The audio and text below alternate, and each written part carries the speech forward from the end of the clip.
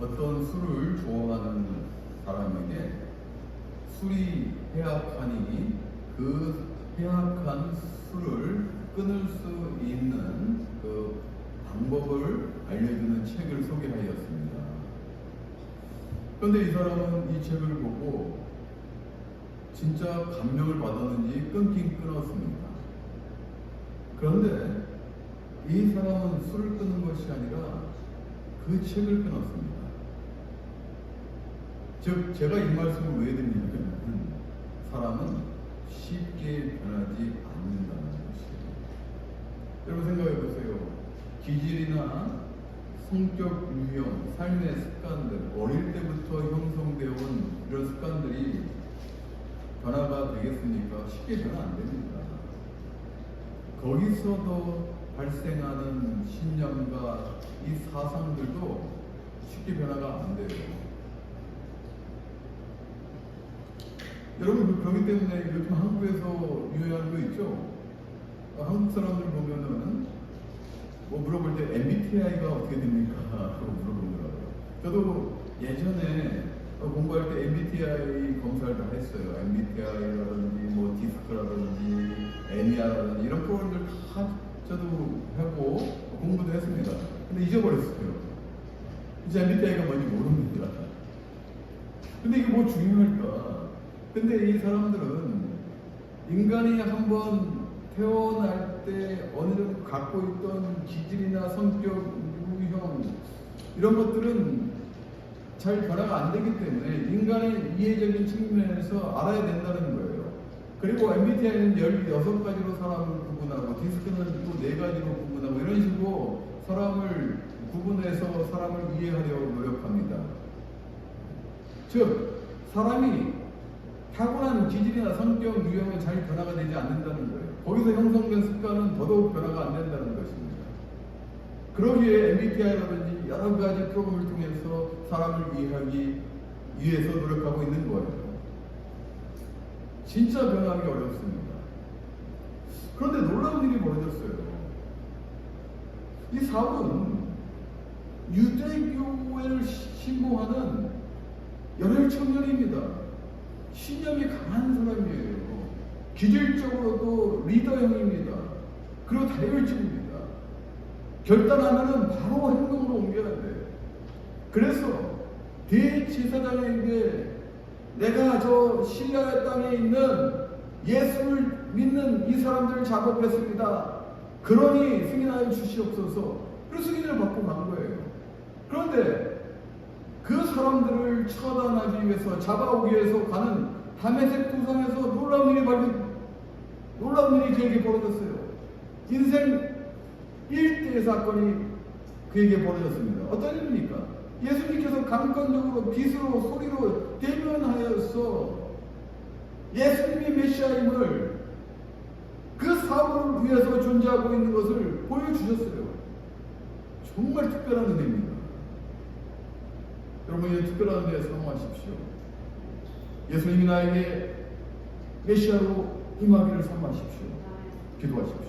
이루어집니다. 그래서 변한 거예요. 눈이 멀었잖아요.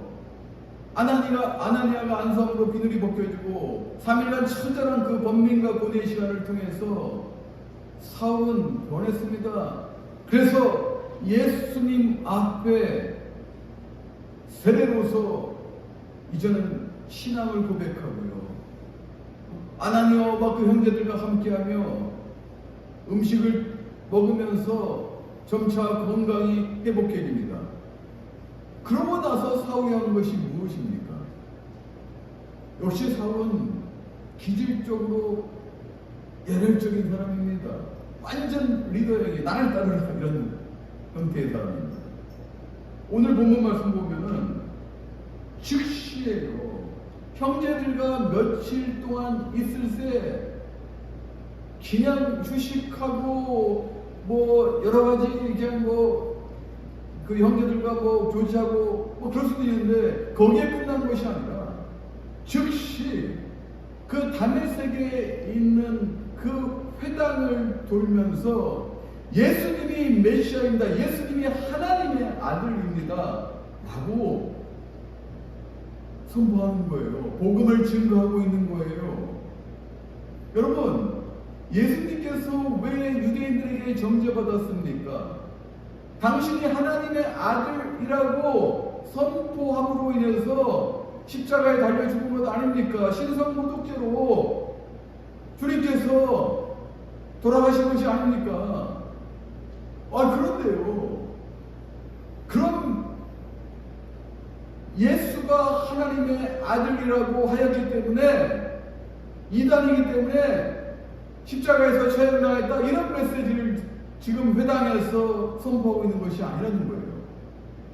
오히려 유대인들이 바라는 메시지의 정반대로 선포하고 있어요. 회당에 있는 유대인들은 어떤 메시지를 듣기를 원했을까요? 사울은 율법사예요. 교리에 등통한 사람입니다. 그러므로 유대인의 교리를 듣는다든지, 대제사장이 어떻게 지시를 해가지고 승인을 받아가지고 이렇게 왔습니까? 어떻게 유대인들을 잡아가 이렇게 얘기합니까? 이런 일이라든지 무용담이라든지 이런 걸 듣고 싶었는데, 정반대로 사울은 예수님은 하나님의 아들입니다. 완전히 바뀐 거예요. 그의 신념과 사상이 완전히 바뀐 거예요. 물론 기질적인 것은 잘 안 바뀝니다. 역시 그가 예수님을 메시아로 받아들이고 몸이 회복되자마자 즉시 회당에 가서 예수님은 하나님의 아들이십니다. 즉시 시행했다는 거예요. 결단의 사람입니다. 결단하면 바로바로 시행해요. 그러니 유대인들이, 이거 뭐지 이거? 저 사람은 분명히 여기에 예수를 추종하는 자를 잡으러 왔고, 그리고 그 일을 해야 되는데, 그런 메시지를 전해야 되는데, 이게 뭐지? 유대인들이 그 사울의 소리를 듣고 다 당황하기 시작한 거예요. 그럼에도 불구하고 사울은 더욱 힘을 얻어서 예수님은 하나님의 아들이십니다 라고 선포합니다. 그런데 그곳에 있던 유대인들, 다메섹에 있던 유대인들은 웅성웅성했을 거 아니에요. 어떻게 반대되는 메시지를 이렇게 전할 수가 있을까? 여러분 생각해 보세요. 사울은 아주 전도가 창창한 사람이에요. 앞날이 창창한 사람이에요. 벌써 젊은 나이에 대제사장에게 신임을 받은 거예요. 그리고 대제사장이 승인을 해주죠. 내가 다메섹에 가겠습니다 라고 했을 때 대제사장은 기꺼이 사울을 믿고 승인해 준 거 아니에요. 앞으로 유대교에서 크게 될 사람입니다. 그런데요, 사울은 그런 미래를 선택하지 않았다는 거예요. 많은 군중들의 인지를 받음에도 그는 그의 미래를 바꿨습니다. 그래서 여러분, 어떤 심리학자가 군중 심리가 개인에 결정적으로 미치는 영향을 연구하기 위해서 한 실험을 했어요. 50명이 있었는데 이 40명은 특별히 선발을 해가지고 작전을 짭니다.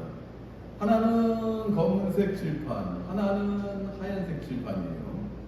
이 40명에게는 이제 검은색 칠판이 어떤 것입니까? 라고 질문하면은 회색 칠판을 가리키면서 저것이 검은색 칠판입니다 라고 이미 짜놨어요. 그리고 나머지 10명을 갖고 이제는 연구하기 시작하는 거예요. 이제 첫 번째 실험에 들어갔습니다. 질문자가 질문합니다.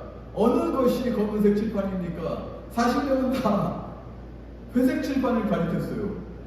그러니까 10명은 당황할 수밖에 없잖아요. 그럼에도 검은색 칠판을 가리켰습니다. 그런데 실험을 계속하면 할수록 군중 심리에 휩쓸려서 그 10명의 사람 중에서 9명이 회색 칠판이 검은색 칠판입니다 라고 가르친 것이에요. 이 군중 심리 무섭습니다. 오직 한 명만이 계속해서 검은색 칠판이 검은색입니다 라고 가르쳤다는 것입니다. 이 연구 결과를 통해서 우리가 알 수 있는 것은 진리는, 우리가 믿고 있는 진리는 군중 심리에 의해서 변질될 수 있다는 거예요. 바뀔 수 있다는 거예요. 그런데 오늘 사울은요, 그 많은 사람들의 인기를 받고 예루살렘에 총망받는 열혈 청년임에도 불구하고 그 사람들의 심리에 이끌려가지 않고 오직 진리가 진리이다, 진리는 절대 분리만하지 않는다, 예수님이 하나님의 아들이시다, 더욱 힘을 얻어서 선포하고 있는 거예요. 이것이 예수 변화되는 사람의 모습입니다. 우리가 스스로 변화될 수 있을 것 같아요? 어렵습니다. 우리가 믿고자 하는 신념, 우리가 스스로 바꿀 수 있을 것 같아요? 사상, 이데올로기로 인간이 스스로 바꿀 수 있을 것 같아요? 어렵습니다. 그러나 예수로 인해서 변화되고 있다는 거예요. 오늘 23절 말씀을 보게 되면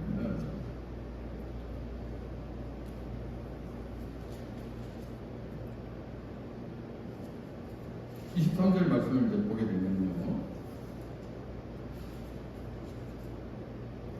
여러 날이 지나면 이게 19절 후반부에 있는 며칠과 상반돼 보입니다.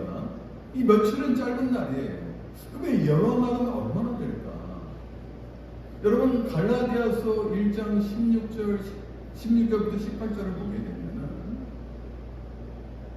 사울은 강권적인 예수님의 은혜로 인해서 회심하고 나서 이 다메섹에서 계속 머무는 것이 아니라 아라비아로 갑니다. 아라비아는 주로 사막으로 형성된 나라입니다. 그 지역입니다. 사막으로 형성된 지역입니다. 아라비아로 갑니다. 그런데 사울은 가족과도 의논하지 않고 사도들이 있는 예루살렘으로 내가 이제 예수 믿음으로 인해서 내가 예수가 하나님의 아들을 선포하고 내가 복음을 선포하는 내가 하나님의 사람이 됐습니다 라고 증거하고 자랑하기 위해서 예루살렘으로 간 것이 아니라 아라비아로 갔다는 것이에요. 사방으로 갔다는 것이에요. 많은 학자들이 이것을 지지합니다. 오늘 본문에 나오지 않지만 갈라디아에서 바울이 후에 바울이 되지 않습니까? 사도 바울이 고백합니다. 사랑하는 여러분, 여러 날은 그러므로 우리는 3년의 세월로 볼 수 있습니다. 그런데 왜 사울은 아라비아로 갔을까요? 왜 사막으로 갔을까요? 회심하고 이 열혈 청년 아닙니까? 예수가 하나님의 아들이라고 선포하고 이끄는 이 심장을 가지고 복음을 선포하고 예루살렘에 가서 막 증거해야 되는데 사울은 그러지 않고 아라비아로 갔습니다.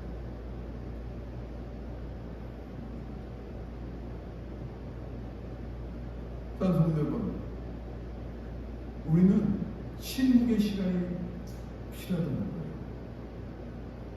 여러분이 어떤 사역을 하고 어떤 일을 하기 위해서 들끓는 마음으로 나아갑니다. 그런데요, 준비되지 않았을 때 심각한 문제를 야기할 수 있다는 거예요. 하나님께서는 지금 사울을 영적으로 더 성숙해 하기를 원하셨던 것 같습니다. 기도로서 하나님과 이 내면 세계가 정립되기를 원하셨던 것 같습니다. 그리고 더 하나님께 집중하는 시간을 갖기를 원하셨던 것 같습니다. 이것이 영적인 성장이에요. 우리가 어떤 일을 하기 위해서는 이 내면이 튼튼하지 않으면 외적으로 하기 어렵습니다. 바람이 한번 심하게 불면 흔들릴 수밖에 없어요. 더 불면 무너집니다.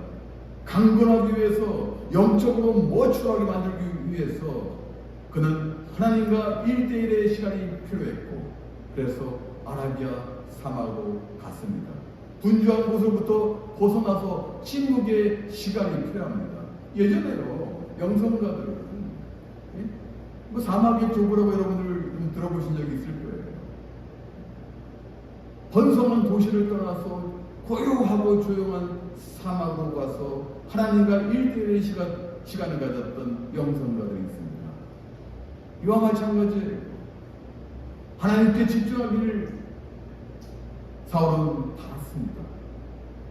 이런 시간이 필요한 거예요.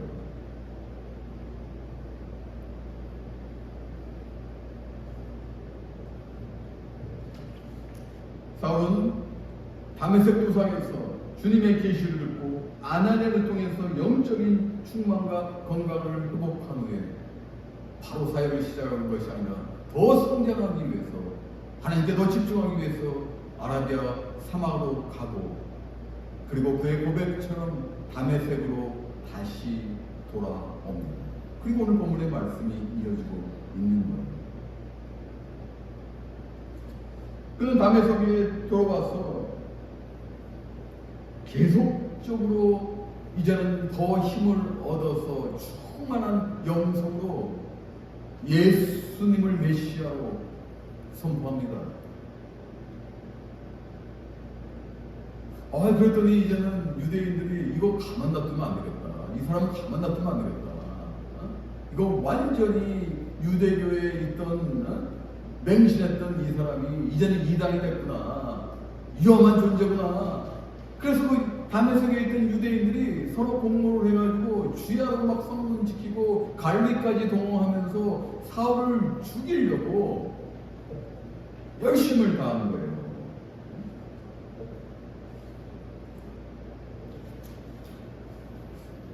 그런데요, 사울이 거기서 순교합니까? 아닙니다.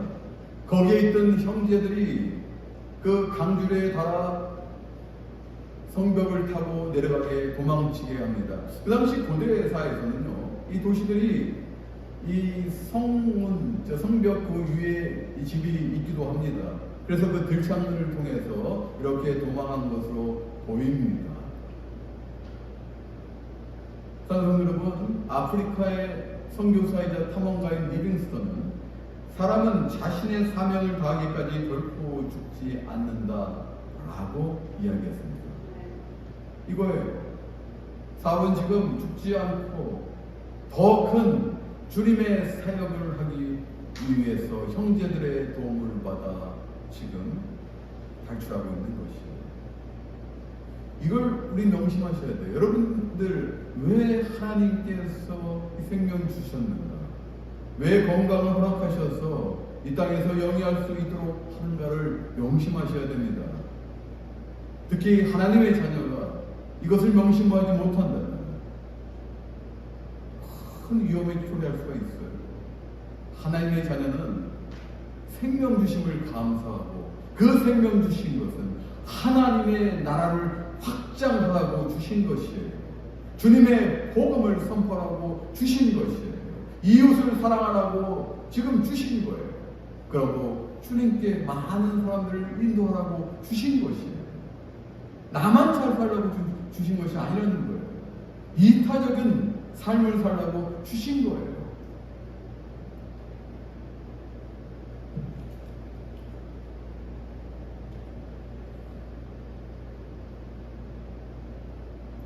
드디어 이제 다메섹에 있는 형제들은 사울을 신뢰할 수 있었어요. 그래서 사울은 이제 예루살렘으로 귀환을 합니다.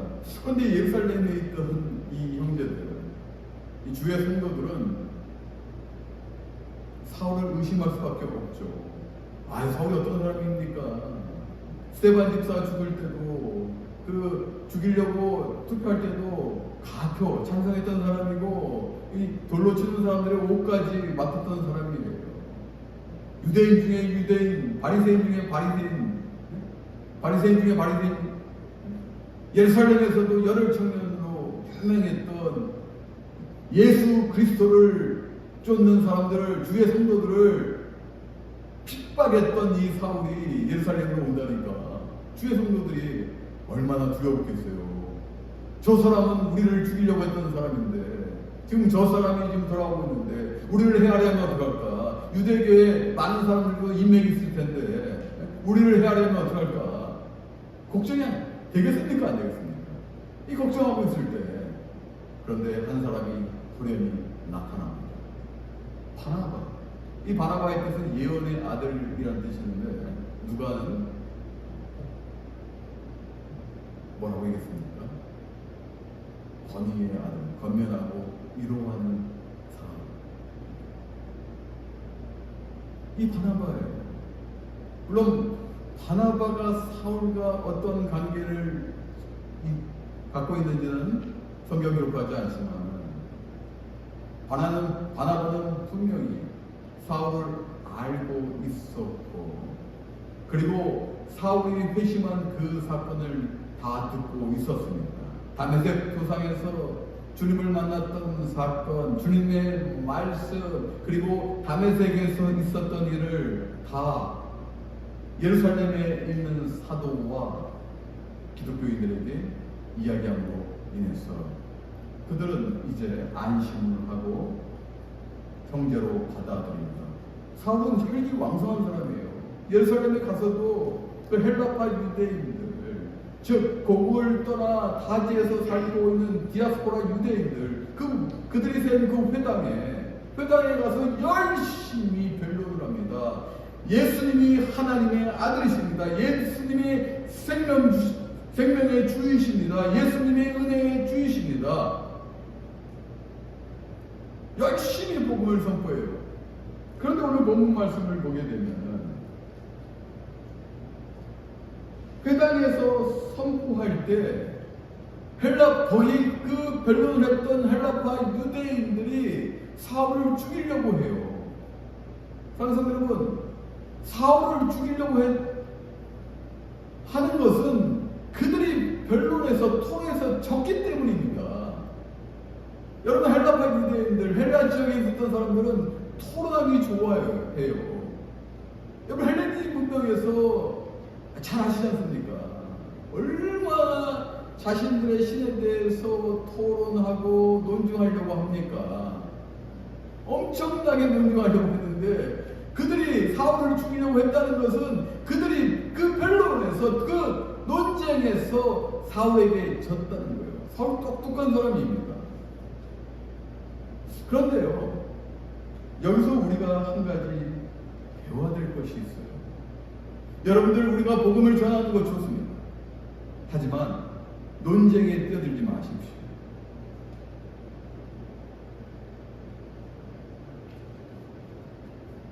왜일까요?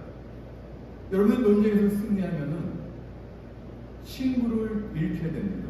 이것은 제가 한 얘기가 아니에요. 철광 카네기가 한 이야기입니다. 우리가 어떤 논쟁에서 이겼어요. 이거 좋아야 될 일인데, 그러나 진 사람들은 떠나가게 돼 있다는 거예요.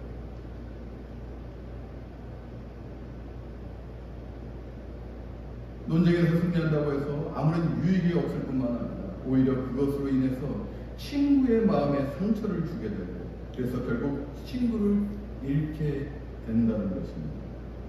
그러므로 사랑하는 성도 여러분, 논쟁에 뛰어들지 마십시오.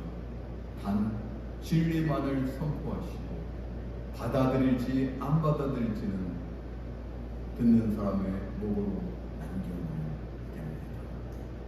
여러분, 요즘 사람들은요, 억지로 교육시킨다고 듣는 사람들이 아니에요. 자신의 이 생각 사고가 정확하다고 믿는 사람입니다. 그런데 그런 사람들에게 논쟁하고 억지로 내 사상과 이런 것을 주입하려고 할 때 오히려 받아들이지 못하면 더 멀어지게 된다는 것입니다. 대적하게 된다는 거예요. 오늘 본문을 보십시오. 그들은 받아들인 것이 아니라 사울을 죽이려고 덤벼들었습니다. 그때 주의 형제들은 이제 치료할 수 있는 그 사울을 가이사라로 다소로 보냅니다. 가이사라로 데리고 가서, 가이사라는 지중해에 있는 그 총독, 유대인을 통치하기 위한 로마 총독이 있던 곳입니다. 총독의 사자가 있던 곳인데 그 가이사로 소아시아의 길리디아의 수도인 사울의 고향인 다소로 보냅니다. 사울은 거기서 10수년간 다소에서 십거하게 됩니다. 하나님께서 주님께서 더 쓰시기 위해서 아직도 사울의 시대는 열리지 않고 영적으로 더 성장시키시기 위해서 사울을 잠시 피신시킵니다. 거기서 얼마나 기도하고 말씀으로 충만하고 예수로 충만했을까요? 지금 사울의 시대가 열리지 않았어요. 그런데 놀라운 일은 이방인의 사도로서 주님께서 크게 쓰시기로 결단해서 다메섹 토상에서 일반인은 받을 수 없는 그 특권적인 은혜까지 받음으로 인해서 사울은 주님의 사도가 됐는데 당장 쓰지 않으세요. 다소로 보내셨어요. 그런데 놀라운 일이 벌어집니다. 오늘 본문 마지막 절 보십시오. 31절 보십시오. 읽어보면 그리하여 온 유대와 갈릴리와 사마리아 교회가 평안하며 든든히 서가고 주를 경외함과 성령의 이루로 진행하여 수가 더 많아지니라. 오히려 온 유대와 사마리아에 부흥이 일어나고 있다는 거예요.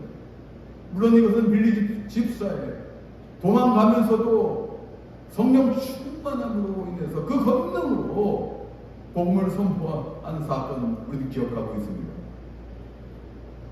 그리고 사울이 지금 회심한 사건 우리는 알고 있어요. 그런데 아직 사울을 사용하지 않으시고 다소로 보냈음에도 불구하고 지금 교회는 부흥하고 있습니다. 유대인들이 경멸하는 그 사마리아 땅까지 교회는 부흥하고 있어요. 이것이 성령의 질서이고 성령의 능력입니다. 성령께서 하시는 거예요. 물론 하나님은 우리를 사용하여서 부흥을 이루시지만 그런데 그 주체는 성령이 하십니다. 성령이라고 해요. 이제 우리는 이 본문 말씀을 통해서 배우고 여러분들 체험하시고 각인하셔야 됩니다. 성령의 임재함 없이 충만함 없이 능력 없이 어떠한 사역도 할 수 없다는 거예요. 지금 사울은 다소에 있지만은 교회는 부흥하고 있다는 거예요. 사울의 그 역할은 그 이방인을 위해서 11장에 나오는 그 시리아에 있는 그 안디옥 교회의 주체로서 이방인의 사도로 쓰기 위해서 훈련시키는 이 가정 가운데도 교회는 부흥하고 있다는 것입니다. 이것이 성령의 능력이라는 것입니다. 알바니 평강교회가 이렇게 성령 충만한 교회가 되기를 원합니다. 여러분 뭘 하나 하시려면요 끝장을 보셔야 돼요. 하다 말다 간부지 마십시오. 예수님의 자녀 된다는 것은 특권입니다. 정말 이거 프리빌리지예요. 아무나 누릴 수 없는 거예요. 아니 예수님께서 십자가에서 하나님께서 피 흘려서 선택했다는 것은요 놀라운 그 은혜예요. 그런데 그 은혜로 특권을 받은 하나님의 자녀인데 막 간보고 이러고 교회도 나가네 막 일 있으면 안 나오고 이러지 마시라는 거예요. 목숨을 걸고 오시라는 거예요. 성령이 충만한 사람들은요 뜨겁습니다. 제가 최근에 수지 집사님하고 금요일날 목요일이군요. 그 오시는 날에 얘기를 듣는데 참 내가 감동받은 게 하나 있어요. 한국의 모교회를 주석하셨는데 그렇게 뜨겁게 기도하고 있다는 거예요. 제 가슴이 뛰더라고요. 크리스천들이 일해야 돼요. 성령 충만해야 됩니다. 뭔 일이 있어서 이거 하고 뭔 일이 있어서 저거 하고 뒷전 아니에요.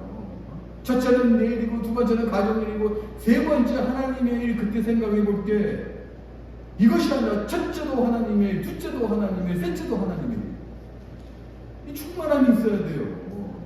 그래 하나님께서 부흥시키시죠. 교회를 부흥시키시고 여러분들을 부흥시키시죠. 하나님의 사람이 하나님의 사역을 하는데 하나님의 사람의 일을 부모 안 시키겠습니까? 그 가정을 책임 안 지시겠습니까? 그 건강을 책임 안 지시겠습니까? 그가 하는 그 앞길을 책임 안 지시겠습니까? 오늘 보세요. 성령께서 하시니까 31절 말씀 딱 들어오잖아요. 갈릴리 온 유대와 갈릴리 땅 뭡니까? 갈릴리까지 온 유대라는 뜻이에요. 예루살렘뿐만 아니라 유대뿐만 아니라 갈릴리까지 사마리아까지